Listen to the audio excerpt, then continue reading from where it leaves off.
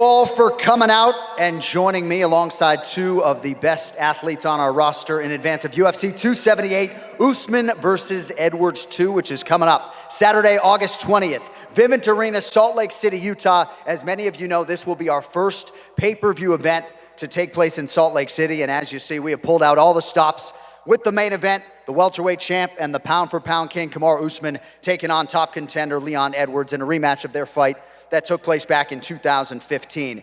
Big thank you, by the way, to Ryan Smith of the Smith Entertainment Group for bringing the UFC out to Salt Lake City, and also a quick thank you to Jeff Robbins and the Utah Sports Commission for their ongoing support. We also let you know tickets for UFC 278, Usman versus Edwards 2, are available now at Ticketmaster.com. Don't wait, we expect that event to sell out. All right, we have microphones set up down here on the floor, but we will start in the back.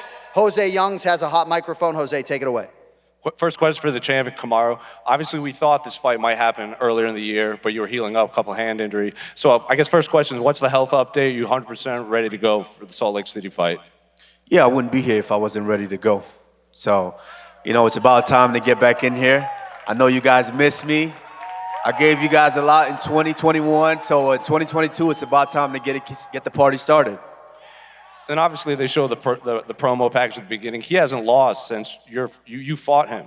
So I'm curious, after your fight, was this a fight you knew you might have to run it back down the road? Yeah, I always gave him his respect that he's a very, very tough individual, but he hasn't lost because he fought me.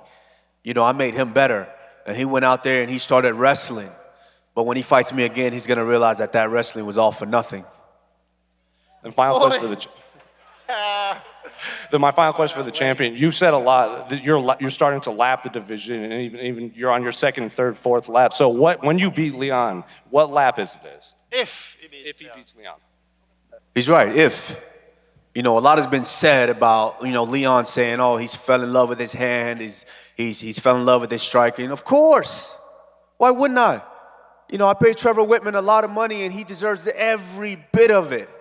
And so did Henry Hoof. So why wouldn't I come in there and exercise the striking? Of course, I fell in love with my striking. That's why I have more knockouts in championship fights than he has in the UFC his entire career.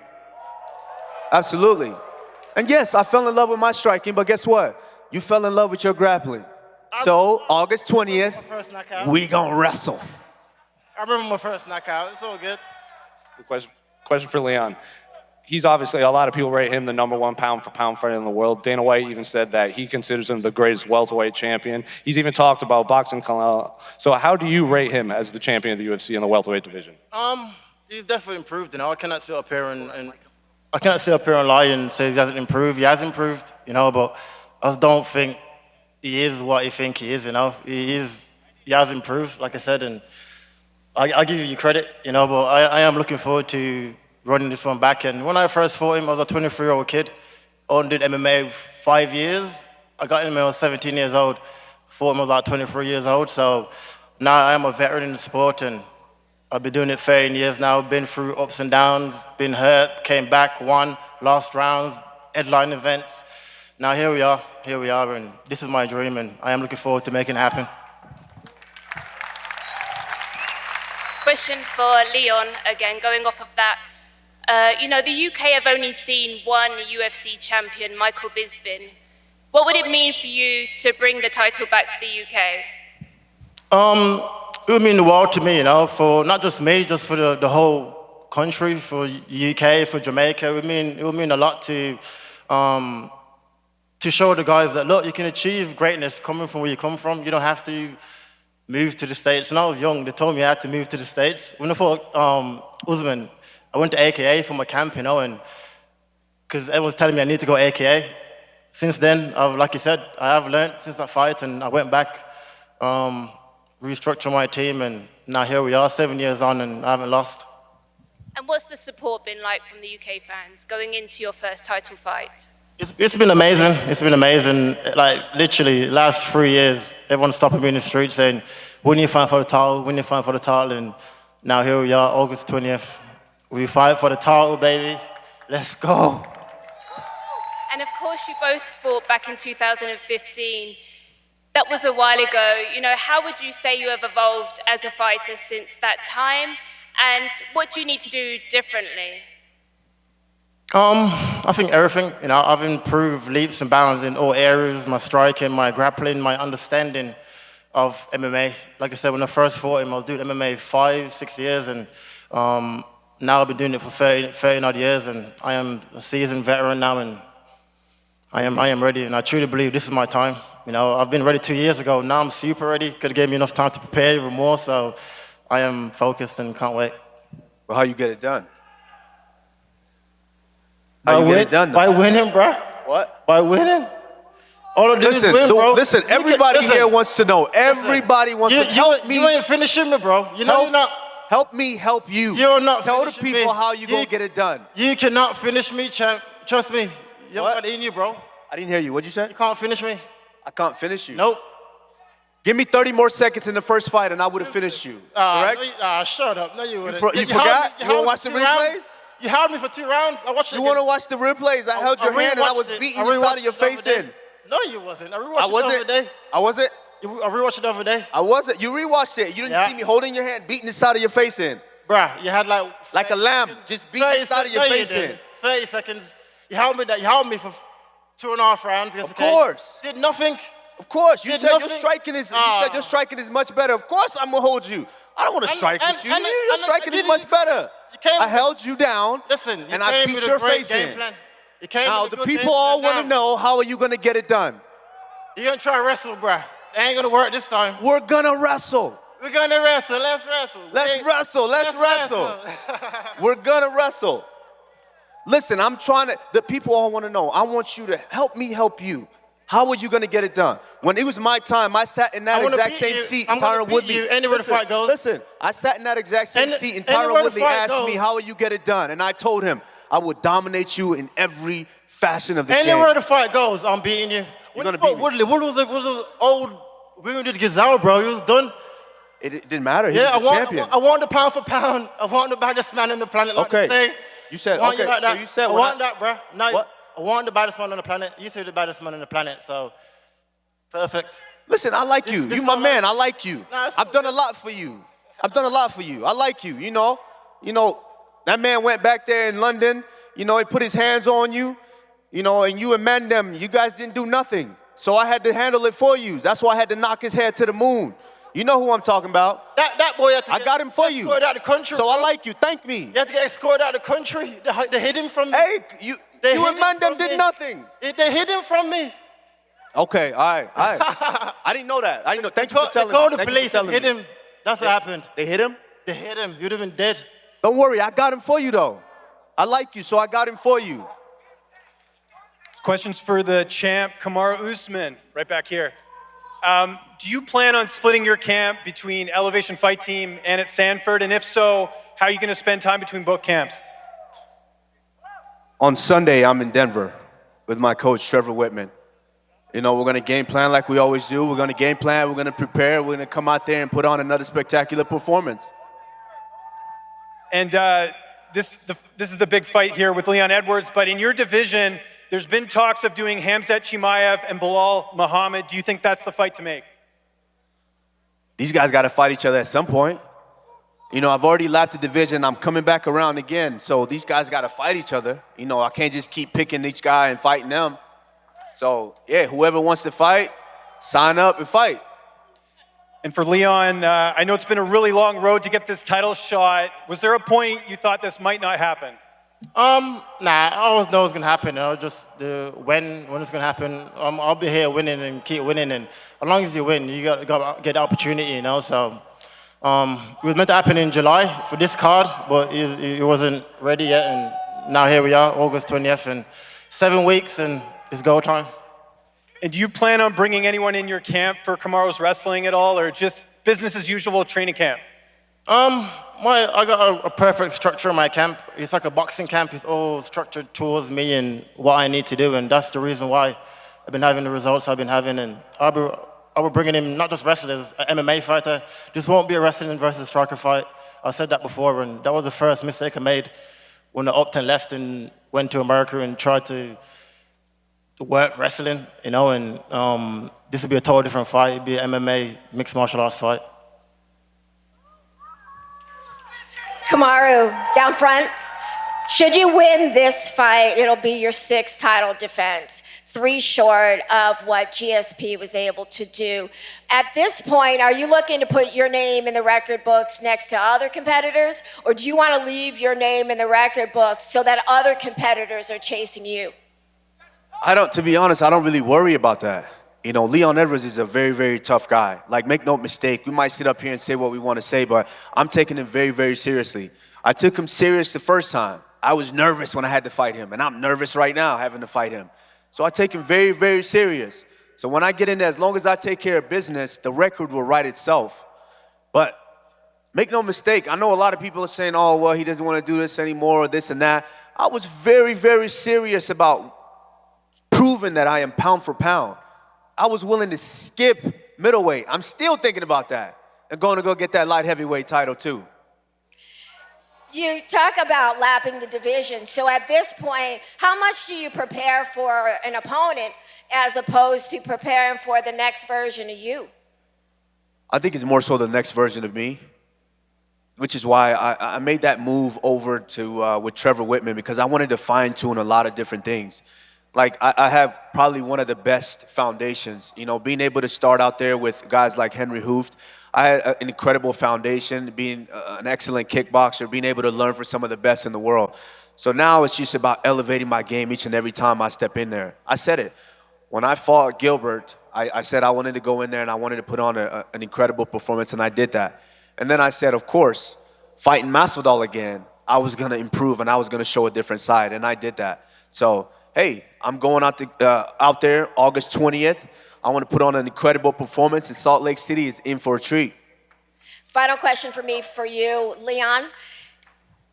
If you get past the champ, of course you got to take this fight. It's a championship opportunity. If you get past Usman, how much do you have to have that Masvidal fight? After a bit, Usman, I feel like there'll be a rematch because he's deserving, you know. He's been a long reigning champion for a long time, so I feel after I beat him, we'll have a rematch, and then after that, let that boy go win a few fights, and I would love to run that one back in London, back in the UK, and that'd be an amazing opportunity, you know. Just one for Leon over here to your right, Leon, over here. You guys have talked a little bit about the first fight, 2015. It was so long ago. Can you really even take anything from that fight to apply to this one, or was it so long ago it doesn't even matter? For me, it doesn't matter one bit, you know. Like I said, It matters. No, it doesn't. For me, it doesn't matter one bit. You know, like I said, I'm 2 different complete fighter from what I was back then. And if he's judging it off that fight, he's already lost already. And I'm not judging your skills. I don't fight guys for their skills. For me, I fight their hearts. It doesn't matter at all. It matters. I know your heart. It matters. And then just for Kamaru, you mentioned maybe skipping middleweight, going right to 205. Curious, what did you think of that Yuri Prochazka Glover Teixeira fight from a few weeks back? It was an incredible fight. You know, much respect to both guys. I just think I can beat some of those guys. Some. Now, before y'all kill me, I said some. There are some killers in that division, and I definitely respect that. But I think those guys that were at the top, there was a couple of guys out there that I'd probably take out. Do you think this might be maybe not your last fight at welterweight, but maybe there's another division after the Leon fight that you go to? No, see, right now, the focus is Leon Edwards. That's the focus. Now, I'll talk about these guys at light heavyweight, but the focus is Leon Edwards. Let's not take our focus off of that. This guy's an incredible competitor, an incredible striker, you know, and now an incredible grappler as well. So I take him very, very serious. And, hey, you know, if I go out there and do my job, then I'll worry about what comes after that. Last one. You've won 15 in a row. Only one person has had a longer winning streak in UFC history. That's Anderson Silva. If you win next month, you tie Anderson Silva's record. Does it feel like to you that you're in that conversation among the best of all time? I'm just having fun. I'm just having fun. As long as I keep having fun, like I said, the records will write itself. So I'm going to keep having fun. And when I decide that it's time for me to walk away, I'll make that decision. But it's not now. Thanks, guys. Question for Kamaru on your left. What did you have to say about Khabib getting inducted into the Hall of Fame? Like, what kind of words of encouragement would you give to Khabib on his award? Oh, it was very, very deserving. I mean, he's a Hall of Famer, not just as an athlete, but as a person. And so, yes, he's told me now I have to kind of put my head down when he walks in the room because he has a Hall of Fame jacket. So I don't have that yet, so I have to give that respect. But Khabib is an incredible guy. He was an incredible athlete when he was here in this organization, and I wish him all the best. Right now, he's starting to rewrite what it is to be an MMA coach, by building all these guys. So much respect to him, a dear brother of mine. So nothing but respect. And last question for me, what advice would you have to give to your teammates, Rose Namajunas and Justin Gaethje, after their losses at UFC 274? It's a tough one. This is the thing with the sport. You have your highs of highs and your lows of lows. Rose Namajunas is, this is no secret. I've always said it, one of the most incredible female athletes I've ever seen. I mean, some of the stuff that she even does in practice, I'm just in awe. Like, how is that even possible to do? So, it's up to Rose. When Rose wants to come out here and wow you guys, she can do it with the head kick, she can do it with the hands. It doesn't matter. She can get it done. It's just up to her when she wants to jump back in here and give you guys that Rose Namajunas again, she will. And with Justin, we all know Justin. We all love Justin Gaethje. Who was not lining up to watch a Justin Gaethje fight? Justin will be back. He's going to go to the drawing board like he's always done. And he'll be back here entertaining us in no time. Yeah, question for Leon over here. OG with Full Send MMA. With social media being as relevant as ever and knockouts going viral, you've been on the wrong side of a couple social media moments, obviously with the Nate Diaz and the Jorge Masvidal. What would it mean to you to turn Kamaru Usman into a meme? Into a meme. I want to turn his ass into a meme. Facts, bro. Listen, I've said it before. I respect him as a champion and what he's achieved. He's forced me to get better, and I know somehow he's looking over me. I know he is. And that motivates me in camp and pushes me in camp and to prove the world wrong and prove everyone wrong. I've been saying it since going to UFC. I'll fight for the world title, and everyone's like, You won't fight for a title. Now look, here I am, 7 years in, rematch, and now here we go. Appreciate you, bro. Question for the champ, Kamaru. Obviously, there's some young guns in the game, Khamzat Chimaev, but there was a guy that fought recently. He's got 8 KOs, 8 submissions, Shavkat Rakhmonov at 170 pounds. What are your thoughts on him? I mean, this game is evolving so fast. There's never going to be a list that's not full of guys that are coming up. When I fought Leon the first time, I knew that was a guy that I was going to potentially see again. And rightfully so, he's done the work to get here. And he might think I'm overlooking him, but I'm absolutely not overlooking him. I know he's a very, very tough guy. And I know there's a lot of tough guys, there's a lot of killers in this division. The 2 guys that you just mentioned. Vicente Luque, Gilbert Burns is still here, Kobe Covington, Sean Brady. There's a lot of guys that are in this division that are still coming up, and I have my eye on all of them. As long as I'm sitting up here at the top, they all have to train for one guy. I have to train for everyone. Appreciate it. Thank you, guys. Greg Ivory with Bleacher Report betting. This question is for the champ.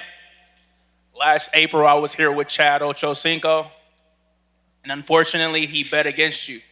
But he sent me back because we got to get that money back. And I want to know, and the people from BR Betting want to know, are you a lock against Edwards? Now, too bad Chad is not here. I just did the I Am Athlete, and I was waiting for him. He come to my press conference, and you going to tell me you're going to bet against me? Come on. Everybody knows when Kamaru Usman's fighting, you don't bet against him. And so, of course, your money's safe if you bet on me. Champ, I got another question for you. You talked about boxing Canelo Alvarez. Do you think you'll be the favorite in the matchup Oh, come on. based off his recent performance? No.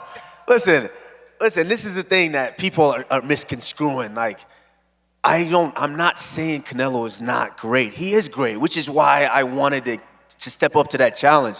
He's the pound-for-pound best boxer out there. I understand that. That scares me, which is why I wanted to. It scared me. When I fought Leon Edwards the first time, it scared me. This is a striker, you know, I'm a wrestler, I'm trying to learn striking. It scared me. It's scaring me right now, sitting up. You can see me. You don't see me shaking? It's scaring me sitting up here right now. You know, of course I wanted to take that challenge. And I'm still a little bit afraid of it, but, you know, Canelo kind of dropped a little bit, so, you know. When he gets back up, you know, he puts a couple more wins together, you know, he puts a couple more wins together, maybe I'll give him that shot. You want that dough, bro? You want that money? What? You ain't beating Canelo. You want that money? You said I'll beat him? You ain't beating him. Oh, I thought you was on my side. Damn. Bruh, I like you, but shit. I thought, you know, MMA fighters got to stick together. You see him? Get paid, bro. Come on, man. Thought you was on my side, bro. My question is for Leon.